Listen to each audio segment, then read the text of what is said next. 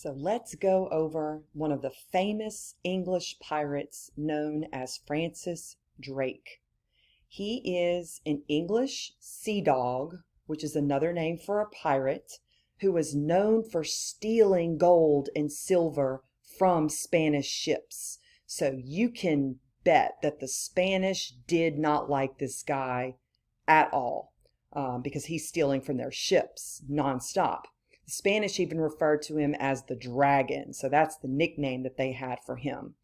So as angry as the King of Spain had to have been with this English pirate, Philip II was the King of Spain, and he decided to try to put a stop to this guy by putting a bounty on his head, which basically means if anybody can find him, bring him, the head of Francis Drake, then they would be greatly rewarded with, a monetary reward.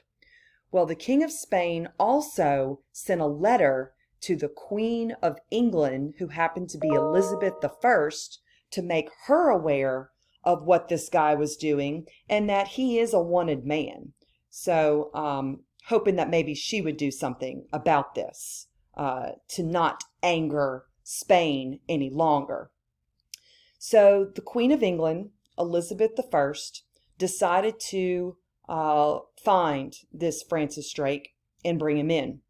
So he was brought before her, and of course, as the gentleman that he was, he obviously treated Queen Elizabeth with utmost respect, bowing to her and referring to her as Your Majesty. He could tell that the Queen meant business. She was not smiling. She just got straight to the point and said, Drake, do you realize you are a wanted man in Spain? They have a bounty on your head for what you are doing. And all he could say was, yes, Your Majesty.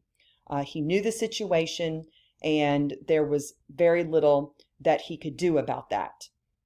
So she was, of course, known for being tough on any type of criminals. And in this case, Drake is involved in criminal activity. So the next thing you see Queen Elizabeth do is she grabs a sword. And Drake realizes this is it for him. He's about to have his head cut off, and she's going to keep good relations with Spain. The next thing you see Elizabeth do is take that sword and place it on each of Drake's shoulders.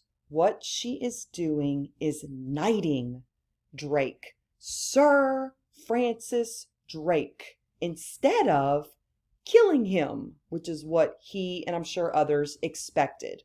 So you can imagine when the King of Spain found out about this, he was furious. He couldn't believe that this wanted man is now being treated almost as royalty. He was knighted by the Queen of England.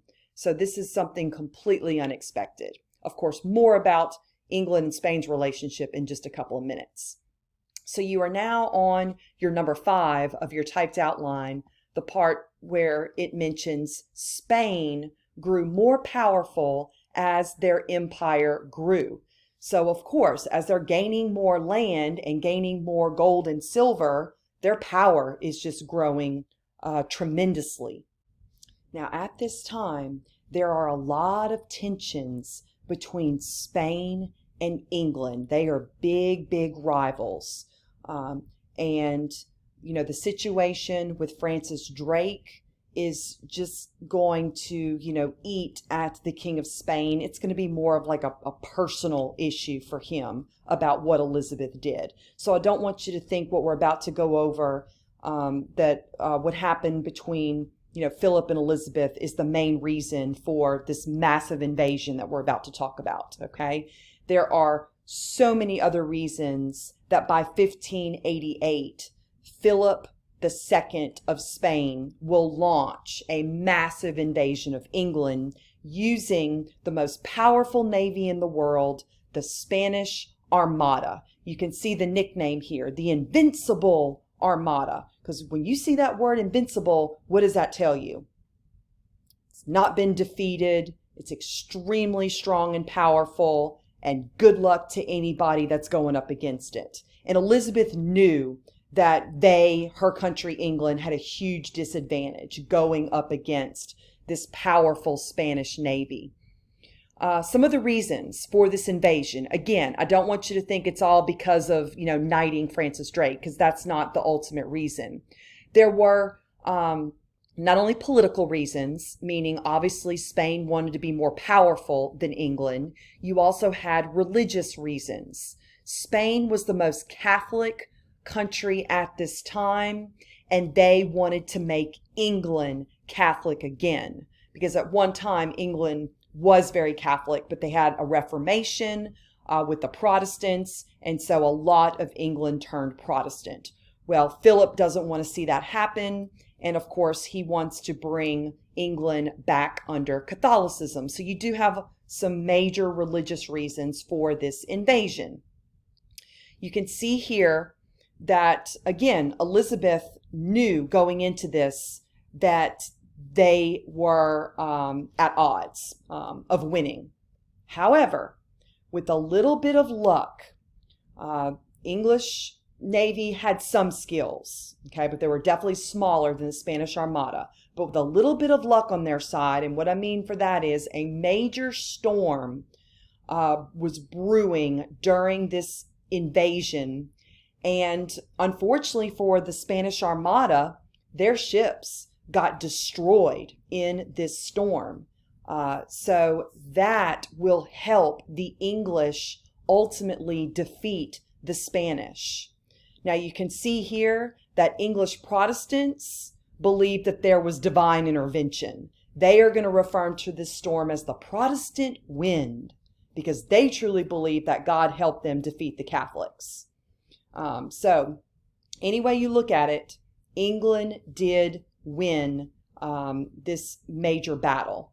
And what it ultimately does is it opens up English settlement to the New World. Remember, the Spanish were dominating the New World, but now the English will begin to travel and set up colonies in the New World. It won't just be the Spanish.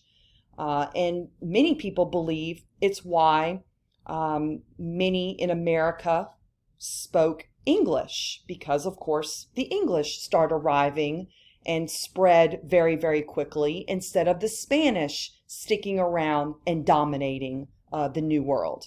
At the very bottom of your typed outline, you see the topic of the Mayans. Now you can see on the PowerPoint there's not specific information typed on here, so you're going to have to listen. I'm going to repeat it a couple times, and you can handwrite this down. So the Mayans, if you'll put down, they were an early Indian civilization located on the Yucatan Peninsula, and I'll spell Yucatan, Y-U-C-A-T-O-N, the Yucatan Peninsula, and this is in Mexico. So you see here in this green, this is what's referred to as the Yucatan Peninsula in Mexico. So it's Y-U-C-A-T-A-N. Excuse me, I may have spelled it wrong the first time. So one more time. Early Indian civilization located on the Yucatan Peninsula in Mexico. Also make a note that they are eventually conquered by the Spanish. So I don't have like the specific Spanish name for you, but just like the Aztecs and just like the Incas down in Peru, the Mayans was an early Indian civilization that also will be conquered by the Spanish. Now, on your new outline, which is starting with number 7, you're going to see the term Tenochtitlan. And Tenochtitlan, what you need to write down about that is it's the Aztec capital city. Today, it's Mexico City. Okay? I don't know if you can see here, but Tenochtitlan was somewhere in this area right here. And this is where Mexico City is today. So once again, make sure you're putting this down on your outline for number 7.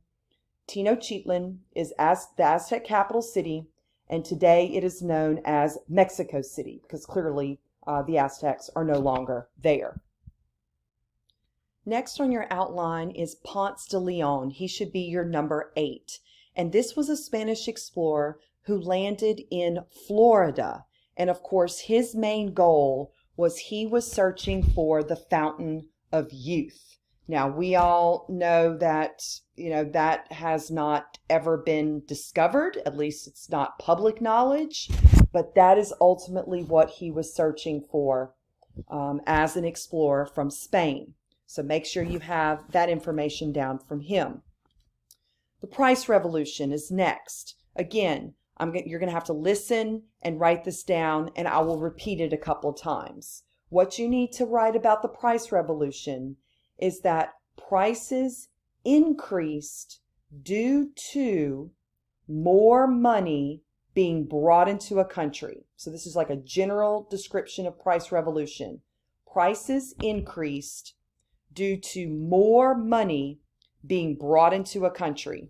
So I'm going to give you an example, and you can think of one, of a country that was loading up with ships of gold and silver and bringing them back. That, of course, is Spain. So I want you to put Spain was the first to feel the effects of a price revolution. The more money they're bringing into Spain, that's going to raise prices. Okay, so you've got inflation because of a price revolution. So hopefully you all understand the impact that it had on Spain. Lastly, for our section 5 on the outline, we have something that Cortez and some of the other conquistadors, what they were looking for while they were in Mexico.